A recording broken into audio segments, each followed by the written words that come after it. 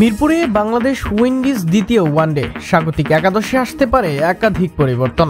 এক ম্যাচ হাতে রেখেই সিরিজ জয় নিশ্চিত করতে চায় টাইগার্সরা। ঋষাদ বন্দনায় মুখর কোচ থেকে সাবেক অধিনায়ক সবাই। টেস্ট দলেও লেগ স্পিনারকে দেখতে চান মুশতাক আহমেদ।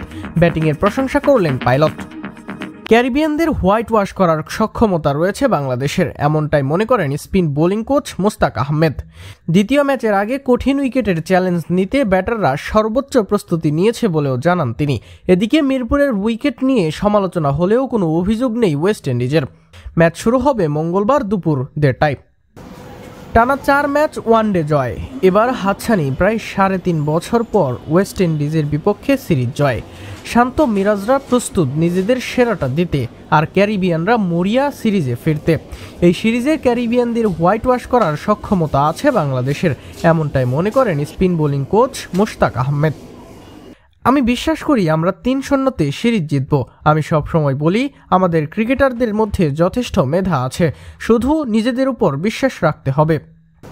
টাইগারদের সবচেয়ে বড় দুশ্চিন্তা ব্যাটিং ডিপার্টমেন্ট নিয়ে, বিশেষ করে মিডল অর্ডার। সমস্যা সমাধানে মুঙ্গুস ব্যাট দিয়ে ব্যাটারদের ভিন্নধর্মী অনুশীলন। স্পিন ডিপার্টমেন্ট নিয়েও আশাবাদী কোচ মুশতাক আহমেদ।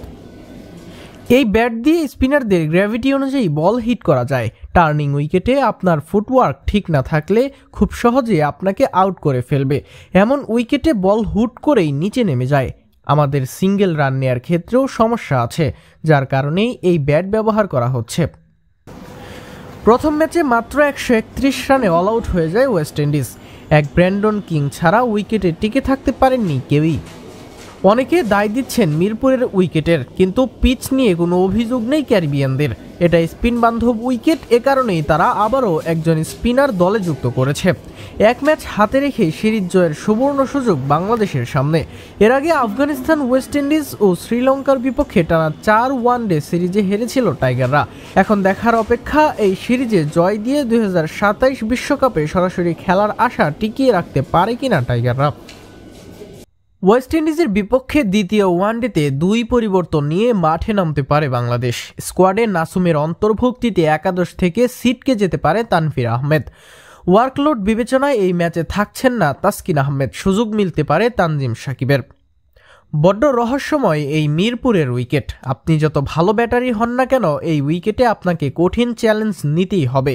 এটা স্পিনারদের স্বর্গ। তাই তো দ্বিতীয় ওয়ানডের একাদশে 2 দলেই আসবে একাধিক পরিবর্তন। মিরপুরের এই উইকেট নিয়ে সমালোচনা চারিদিকে। ওয়েস্ট ইন্ডিজের হেড কোচ ড্যারেন স্যামি বলেছেন, এমন উইকেট তিনি দেখেননি এর আগে কোথাও। তবে তার সেই কথার জবাব দিলেন মুশতাক আহমেদ।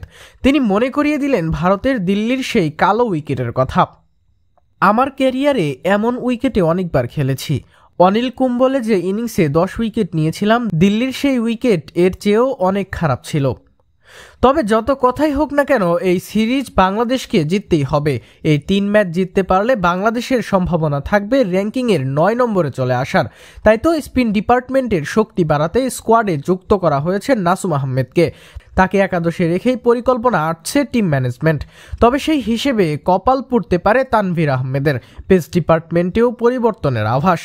ওয়ার্কলোড বিবেচনায় এই ম্যাচে থাকবেন না তাসকিন আহমেদ। সুযোগ মিলতে পারে তানজিম সাকিবের। ব্যাটিং ডিপার্টমেন্টে খুব একটা পরিবর্তনের কথা শোনা যায়নি। প্রথম ম্যাচে যারা খেলেছেন তারাই থাকবেন দ্বিতীয় ম্যাচে।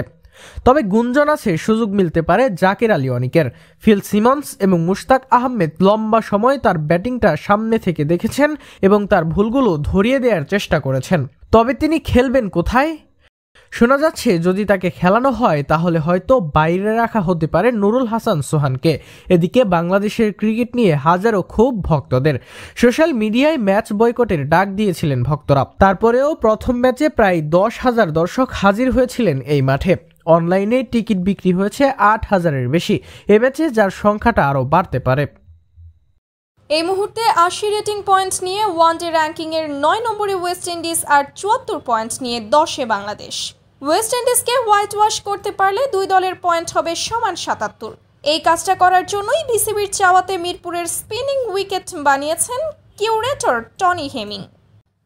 মিরপুরের এই কালো মাটির পিচ নিয়ে এখন সমালোচনার ঝড় বইছে বাংলাদেশ ক্রিকেট প্রেমীদের মাঝে। সবাই প্রশ্ন তুলছে, তাহলে গামিনী ডি সিলভার পরিবর্তে টনি হেমিংকে নিয়ে এসে কী লাভ হলো দেশের ক্রিকেটের? যেই হেমিংয়ের এত প্রশংসায় পঞ্চমুখ ছিল সবাই, তারাই এখন হেমিংকে নিয়ে প্রশ্ন তুলছেন। কেন এমন পিচ বানালেন টনি হেমিং? সেই প্রশ্নের উত্তরটা একটু জানার চেষ্টা করব স্ট্যাট দেখে। এই মুহূর্তে আইসিসির র্যাঙ্কিংয়ে 9 নম্বরে আছে ওয়েস্ট ইন্ডিজ আর বাংলাদেশের অবস্থান 10-এ। 9-এ থাকা ওয়েস্ট ইন্ডিজের রেটিং পয়েন্ট 80 আর বাংলাদেশের 74। যুক্তির খাতিরে ধরে নেই সিরিজের বাকি 2 ম্যাচেও বাংলাদেশ যদি জয় তুলে নেয়, বাংলাদেশ ক্যারিবিয়ানদের হোয়াইট ওয়াশ করতে পারে, তাহলে 2 দলের রেটিং পয়েন্ট হবে সমান 77। অর্থাৎ বাংলাদেশ সরাসরি যে ওয়ানডে বিশ্বকাপ খেলতে চায়, কোয়ালিফাই করতে চায়, সেই রেসে এই সিরিজে ওয়েস্ট ইন্ডিজকে হোয়াইট ওয়াশ করাটা বাংলাদেশের জন্য খুব খুব জরুরি। আর সে কারণেই মূলত ইচ্ছাকৃতভাবেই এমন স্লো আর টার্নিং উইকেট বানিয়েছে বিসিবি। টনি হেমিংয়ের কাছে ঠিক এমনটাই চেয়েছেন বোর্ড কর্মকর্তারা। এখন প্রশ্ন উঠছে, গামিনীর কাছেও কি এমনটা চাননি বিসিবি অতীতে? এটা নিয়েই আসলে বিতর্ক। এর আগের গ্রাউন্ডস কমিটির চেয়ারম্যান একাধিকবার বলেছিলেন যে গামিনীর কাছে যেমন উইকেট চেয়েছিল ঠিক তেমনটাই উইকেট তিনি বানিয়ে দিয়েছিলেন। এখন মেইন বিষয় হচ্ছে বিসিবি কর্মকর্তারা সরাসরি প্রকাশ্যে এসে এই কথাটা বলতে সাহস পান না, কিংবা বলেন না যে মিরপুরে তারা এই ধরনের উইকেট স্ট্র্যাটেজিক্যালি তৈরি করে থাকেন। এটাই সত্য, এটাই বাস্তবতা। মিরপুরের কালো পিচের উইকেটেও ব্যাটিং সহায়ক কন্ডিশন করা সম্ভব, অনেকটা স্পোর্টিং উইকেট তো করাই সম্ভব। তবে বিসিবির স্ট্র্যাটেজির কারণেই মিরপুরে এই ধরনের মন্থর উইকেট হয়েছে অতীতেও, এবারও তার ব্যতিক্রম নয়।